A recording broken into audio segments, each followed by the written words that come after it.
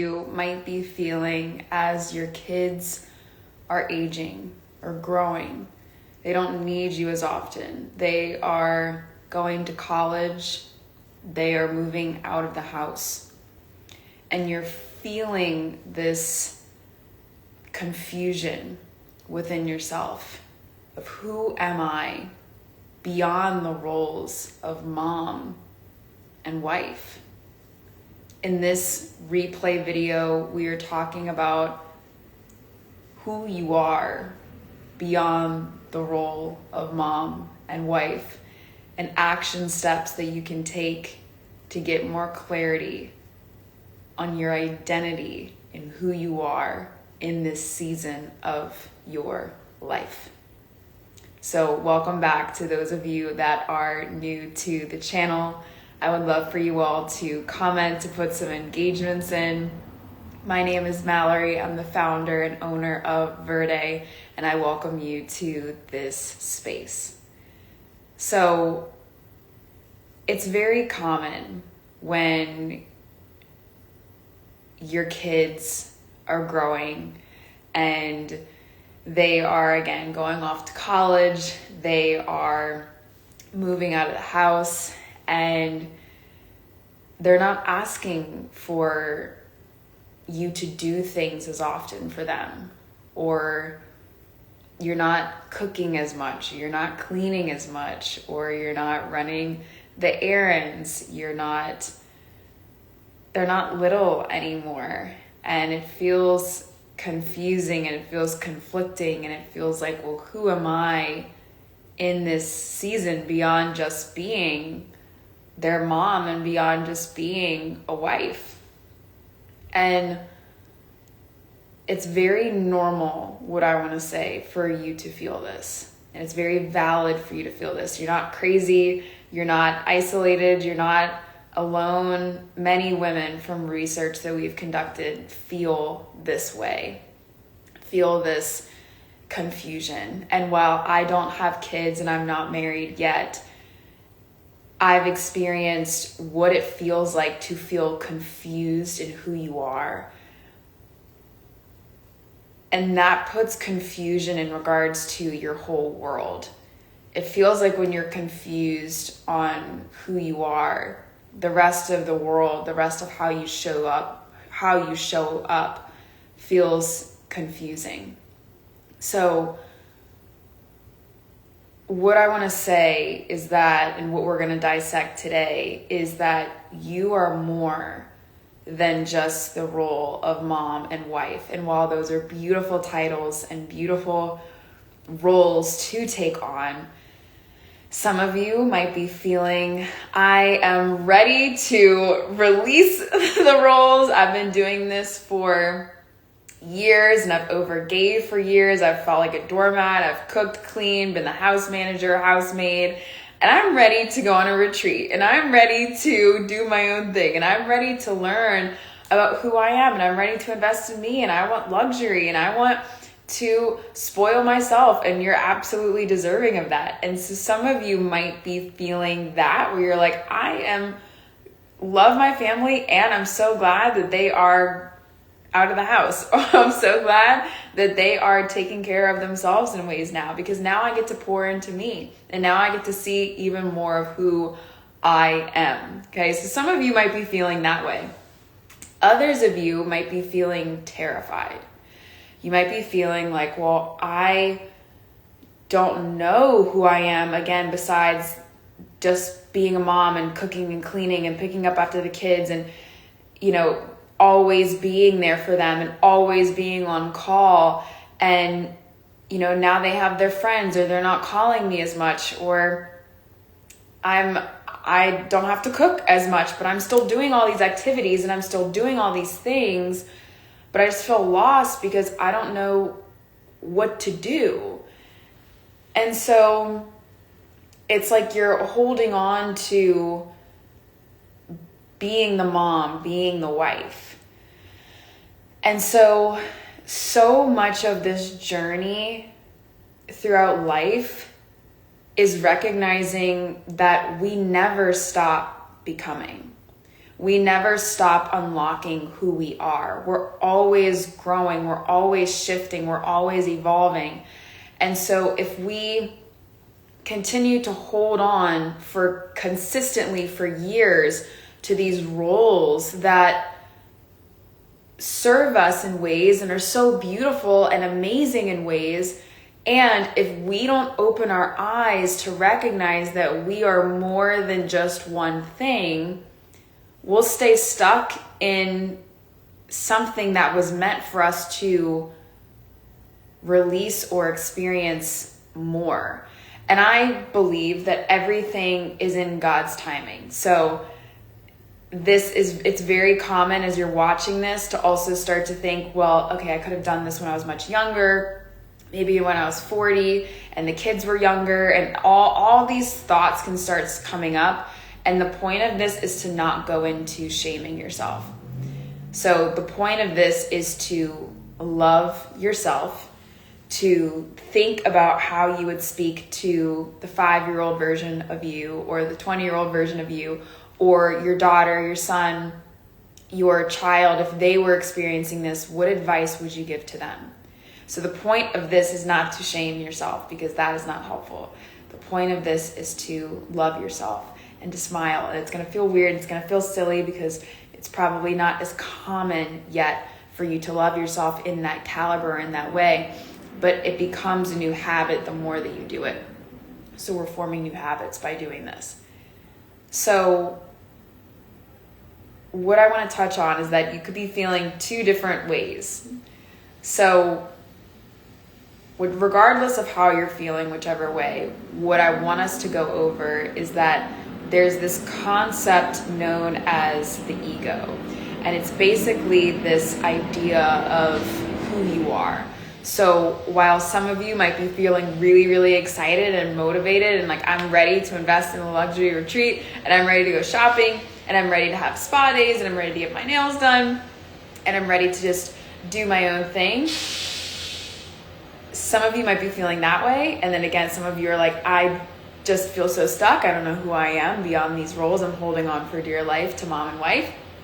So however you're feeling, there's also this common theme that there can be this feeling that, okay, no matter how much I'm motivated to want to change or to want to invest in the luxury things and do my own thing and be an empowered woman and be more confident, I just feel like I keep going back to who I am now. And same thing for if you're feeling the other way as well. So what I want us to talk about is, regardless of how you're feeling, whether you're super excited to go beyond the roles of mom and wife, which again are beautiful, or if you're like, I'm so terrified, but I know that it's something that needs to be done within myself that I want to do to feel more empowered and confident as a woman. There's this concept known as our ego. And our ego is this concept, it's this idea of who we are and who we've always been. And the ego likes familiarity. The ego is not bad or good, it just is. It's this concept, it's this idea of who we are. So when it makes sense why, when you feel really excited to want to invest in the luxury things or be more confident or take charge or do something that kind of scares you a little bit but really feels aligned with like standing up for yourself or setting a boundary or sharing how you feel, being vulnerable with someone. It's like you want to do these things, maybe not unconsciously. Maybe parts of you are like, I really don't want to do that. But consciously, based on the woman that you're becoming and based on who you want to be, you're like, I want to try that. I want to try something different because I feel like that's healthier for me. That's healthier for my life. The ego wants to keep us safe. And so it will tell us things such as, oh, we don't have to do that today. Or, oh, we don't have to, let's just stay in this little bubble. Or no, let's not be vulnerable with the husband today. no, maybe next time. Or, no, let's not invest in that right now. That doesn't feel aligned for us. And so while yes, it's smart if you're investing in something, for example, to look at your budget and look at your money movement and look at your finances and all the things, and to also feel safe within yourself based on what you want to have a conversation about and having helpful tools and like preparation basically is what I'm saying. While preparation I find is important, this is something you can think about consistently that happens. So again, it's not about being perfect. It's not about, oh my gosh, I didn't do it one time and now I'm just effed, right? It's like, these are things that consistently happen. Okay, so I want you to think about that. Things that you want to do based on the woman you want to be, the empowered, confident woman. It's tasks that consistently you feel don't happen. Okay? So that is bringing into awareness that that is our ego when things consistently happen and we don't take action on them based on who we want to be, the empowered woman that you want to be. That's the ego just keeping us safe. That's our concept of ourself just keeping us safe based on who we've always been as mom and wife, based on who you've always been as mom and wife. So it's not bad. Again, it's not to shame yourself. It's not to go into, okay, great, I didn't do it again, and just be a bully to yourself. It's to now recognize based on the awareness that you have now, okay, I know it's uncomfortable, and thinking about how you would talk to, again, the 5-year-old version of you, your daughter, your son, any of your children, if they were going through something like this, your partner, your best friend, if they were going through something like this and they were really wanting to be more confident or to invest in themselves or to do something that's a little bit nerve-wracking for them, such as giving a speech or investing in a handbag that they've been saving for years, and they have all the finances and everything's good in regards to their expenses, but they feel guilty in regards to investing in themselves or buying a new set of PJs, right? It's like when you think about how you would talk to the 5-year-old version or your daughter, your son, your child, and what advice you would give them. And that's a great way to start talking to yourself. It's gonna feel weird. It's gonna feel like, Mallory, I just feel like that is odd. I don't know how to do that. It's gonna feel weird. It's gonna feel weird at first because it's something new. And just like any habits, some habits are easier to pick up on, and some they feel awkward, but they know that you know that it's important for you to do. It might feel a little bit harder, okay? So practice thinking about what you would tell a younger version of you, what you would tell your kids, and practice telling that to yourself based on the woman that you want to be. So the next time you want to, and the reason why you feel stuck in your life is because of this concept of the ego. And so it's just about recognizing the next time that you feel like you want to speak up or that you want to be vulnerable, and again, things that have consistently happened over time, and that you want to invest in yourself, that you want to take a day to just being with yourself. The next time you notice these doubts start to come up of, well, I don't know, I mean, there's other tasks that I could do, or, well, you know, Jim Bob might need me, who's your kid, right? So I'm just going to stay at home just in case. Or, yeah, I don't want it to lead to an argument, so I'm just going to not say it this time. And the next time that happens, I just want you to recognize that that is just the concept of yourself just wanting to keep you safe based on who you've been as mom and wife. And so it's not bad. It's not to shame yourself. It's just to recognize that when that happens, you then choose differently.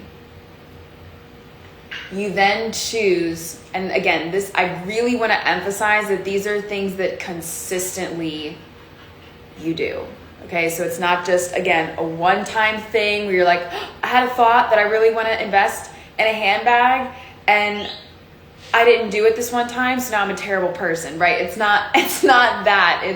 It's things that you consistently tell yourself that you want to do, or this feeling you consistently feel within yourself, and you don't do it. That's what we're talking about.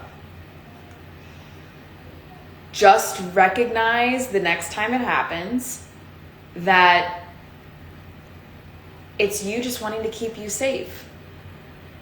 And you can think about how you talk to yourself. You can thank you for keeping me safe. And I'm going to take a deep breath and I'm going to do it.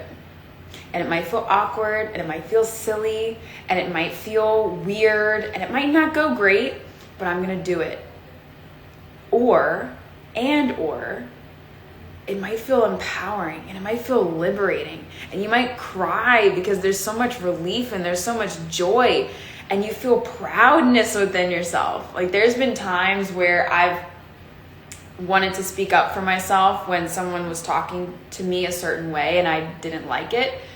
And I just felt nervous and scared and I was like, oh, I don't know. And so one time, and Mel Robbins talks about this, which you all are probably familiar with, and if you're not, it's a cool tool you can use. It's 3, 2, 1. So counting down in your mind, 3, 2, 1, and just doing it. 3, 2, 1, and just doing it. So when it comes to communication, I, in ways, started doing that where I was like 3, 2, 1, and I just said it. And it was kind of awkward, and it was kind of felt weird and uncomfortable for me. And the amount of, like, after the conversation, after the phone call, the amount of proudness I have within myself, the amount of joy I had within myself was exciting. And so while it might feel, because one of the reasons why we don't want to do certain things is that we just don't want other people to feel uncomfortable. Like, we don't want other people to feel discomfort. We don't want them to think about us in a certain way or look at us in a certain way or talk behind our backs or any of these things. And we can't control how other people feel. And this is not about being a B word, right? I think it's important to be respectful to people based on who you want to be. So it's not about being a B word, but it's about standing up for yourself or doing the thing that you've been wanting to do. And so sometimes it's that we just don't want people to feel uncomfortable or discomfort. And something that was, for any of you who can fall into the category of like over people pleasing, let's say, I've once heard that by making them feel more comfortable in your own mind, because we don't know that to be 100% true, you could say it and they feel totally fine. They're like, oh, okay, cool. They're just neutral. And most of the time that's how it is. Like, we build it up in our mind that I don't want to have them think of me a certain way or disappoint them, and it comes from a good place. But it's that we don't know that to be 100% true, that they would even think about us in that way. We're just creating that story. Or maybe it's happened before. Like maybe, your child, or, you wanted to take a day for yourself and you weren't there, and your child's like, Mom, I really missed you. I really wanted you. And like, that pulls at your heart, right? I'm not a mom, but I can, like, my heart just pulled. I feel like, like a family member, someone that you love, like it's normal, it's natural for that to pull at your heart because you're human, right? So we start making up these stories or these, I don't want to disappoint someone again, or I don't want to feel that feeling of letting someone down again, or that I possibly, they might talk about me, or that I'm mainly disappointing them. I don't want to disappoint them. So while it comes from a good place and a loving place, it's recognizing that, one, you don't know that to be 100% true, that you would disappoint someone. And it's also, I don't have time to go fully into that, but it's also it's not for you to be a raging B word, but it's also upon that person to not take things personally and to recognize that everyone has needs. And so this is a part of you having your own needs, which is important to have, because then you're showing other people, you're showing your kids that they can honor their own needs, and it's not bad. Two, it's recognizing that while they might not feel discomfort, you feel discomfort. And so it's just recognizing that, okay, I just don't want to feel uncomfortable, or I just don't want to feel discomfort. So when you can 3, 2, 1 do the thing, or just do it, and you feel the discomfort, just allow it to be there. It's actually just building a muscle that sometimes as humans we're just uncomfortable. And sometimes as humans we just experience discomfort. Like that comes from when you're asking for example, when you're asking for your needs, you're asking for, like, can I have another utensil? And you don't go into, oh, I'm so sorry if it's not too much, like, can I have another utensil? And you feel discomfort, you maybe feel your chest beating, you're like, oh my gosh, and like you wanna say it. It's just building the muscle of feeling discomfort.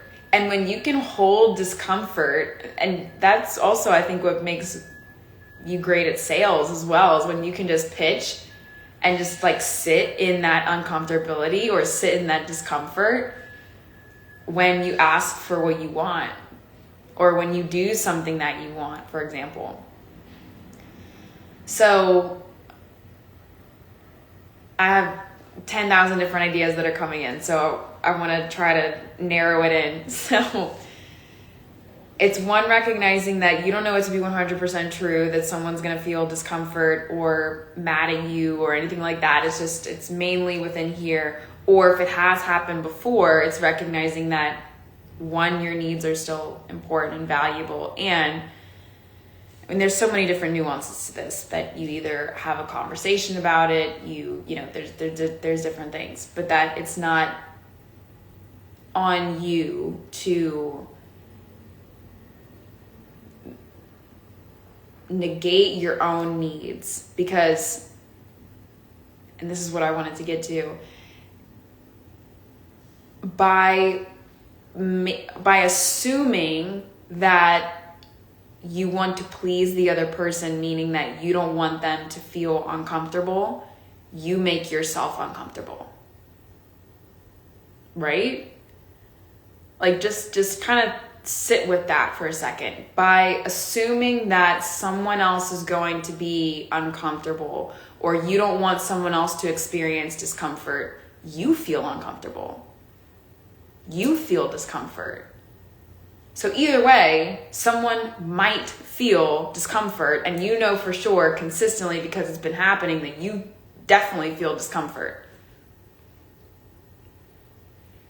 So it's hard, and for any people who are, you know, perfectionists or, you know, people pleasers in different ways, like that's hard. That is hard, and I'm not saying I've completely mastered that. It's hard. It's hard because you care for people, and you know, you love them, and to be an empowered, confident woman, sometimes in life things are uncomfortable, or people might be disappointed, and that's okay. And it doesn't mean that you love them less, and it doesn't mean, again, that it gives you this excuse to just be a B word to people. It's that you are showing that you you're showing that you are deserving of respect. You're showing that you are deserving of love and that your needs are important. Your needs are important. And so sometimes what actually, and what I've found to most often happen is that people end up respecting you so much more because you respect yourself. And so they know that they don't have 24-hour access to you anymore as mom and wife.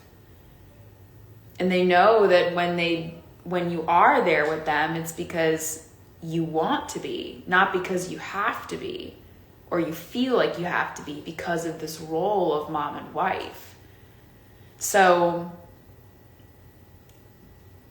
I hope that this was helpful for you today in recognizing that you are more than just mom and wife. And depending on where you are, either feeling really excited to invest in the luxury and invest in yourself, and again, the kids are moving out or they've moved out and you're like, I am ready to pour into me. Like, it's been time. It's time, right? Like, some of you are really feeling that. If you're feeling that, beautiful. If some of you are feeling like, I'm so scared because I don't know who I am beyond mom and wife, and I don't really want to let that go. And it's not about letting go that you're a mom and a wife, because that's a beautiful title to wear. And it's not about shaming that you're a mom or a wife, because it's beautiful. It's just recognizing that you are important too. And that your needs are important too. And just like any advice that you would give your daughter or your son or your child or your partner or your husband or cousin, parent, that same love that you give other people, you deserve too. And you provide that for you. And of course, it's powerful to experience that from other people, of course. And it's recognizing that you get to experience that within you. And so it's recognizing that I am, meaning you, I am mom and wife and business owner and leader, and I am confident and I am proud and I am sometimes shy and I am sometimes messy and I am me, I am human, and I don't have to be perfect, and I can leave the sink a little dirty sometimes if that works for everyone and it's not going to cause World War III. And I can be messy in my car, and I don't have to be perfect, and I have needs, and I am radiant, I am empowered, I am sexy, I am beautiful. And I saw this quote today that I'll kind of wrap up and leave you with, that for those of you that are feeling this thought of, well, I'm too old to do this, or it's too late for me to do this. One, I want you to recognize that that's all mindset. It's all mindset. And while yes, sure, of course, our bodies age and things change and they're not, they maybe look different or they're not the same as they were. It's not, disregarding reality. Like, those things, happen. But the mindset of what you're capable of doing or telling yourself I'm too old, that it's mindset. And it's recognizing that there's a lot of shame that can come from, I wish I would have done this when I was younger, or I wish I would have, and this is kind of wrapping up with the quote, I wish I would have done this when I'm younger. And it's recognizing that the youngest you'll ever be is today. And we can't go back and, change what happened and the actuality of what happened. In certain ways we can with healing, and that's a whole other thing that I teach on. But it's recognizing that while you can't go back, the youngest you'll be is today. And so if you're ready to shift the roles of, one, getting more clarity of who you are now that the kids are grown and aging, or they'll need you as frequently, or maybe don't rely on you as frequently, to see who you are in this season of your life beyond the role of mom and wife, there's a few things that you can do. So if you'd like, of course, there's research you can do. There is exploration, getting a coach, maybe a therapist, that might be helpful for you as well. If you would like further support from me based on everything that I've talked about during this time, content that you've seen, there's a few ways that you can work with Verde. So one of the first ones is the Becoming Era. The Becoming Era is for the woman who's constantly overgave, who has consistently poured into other people and is ready to feel like the radiant, confident, empowered woman that she knows that she is. She wants to feel relief that she is not a doormat and that she's not just one thing. She's not broken. She's just changing. She's growing. She's evolving. She wants to feel clarity in doing things for herself. She wants to feel clarity in who she is. She wants to give herself permission to do things, to shop, to take the day, to read, to garden, to explore and be by herself and not feel guilty. You are deserving of that. And that's what we uncover in the Becoming Era. How to go from mom, wife, woman who constantly overgave, on call 24/7, to an empowered, confident, radiant woman that you are. So that's the Becoming Era. We also have the Maison membership, which we are running a pilot for the Becoming Era in the Maison membership. The Maison membership is, and it's a monthly membership that you invest in. It includes the previous round of Unlock Yourself course, so that way you have access to all the previous rounds and you can see how the course has changed over time. This is ultimately for the woman, for the person who also wants to experience more relief, who wants to experience more clarity in regards to who they are in this season of your life, hence unlocking who you are, which we consistently do throughout our life. It's not just a one-time thing.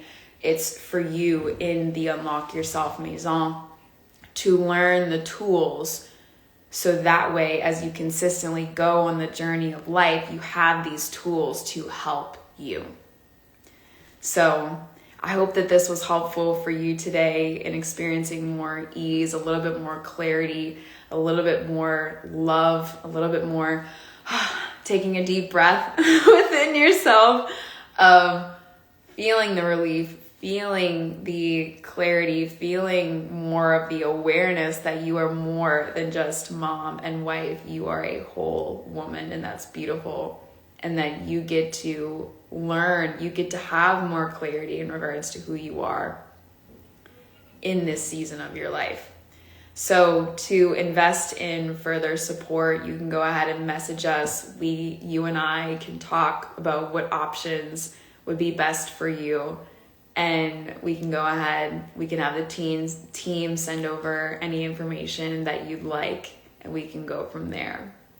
I hope that you all have a beautiful, beautiful day. I'm sending you sunshine and God and radiant energy your way. God is with you, is what I want to say.